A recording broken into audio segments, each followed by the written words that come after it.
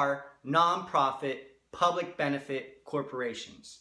A public benefit corporation must be formed for public or charitable purposes and cannot be formed for private gain of any individual. Public benefit purposes include organizations such as childcare centers, shelters for homeless people, community health care clinics, museums, hospitals, schools, performing arts groups, conservation groups, and affordable housing groups. The Public Benefit Corporation is legally restricted in that all its assets must be irrevocably dedicated to charitable, scientific, or educational purposes. In this sense, the nonprofit corporation is owned by the public. No private individual can claim ownership of the corporation.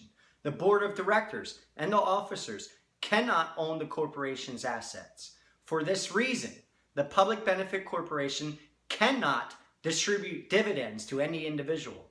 If the organizers of the Public Benefit Corporation later decide to terminate the corporation, the assets must be transferred to another charity that has the same or similar purpose. The assets remaining after the debts and liabilities are paid must be transferred to another public benefit organization and cannot be transferred to any members of the former corporation or any private individual or any for-profit corporation. The property must be permanently used for charitable purposes.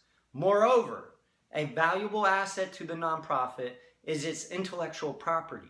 It is important that the nonprofit corporation also make appropriate filings to protect its intellectual property, such as trademarks, service marks, copyrights, and patents. In addition, because the Public Benefit Corporation is formed for charitable purposes, it must register and submit reports with the Attorney General's Registry of Charitable Trusts.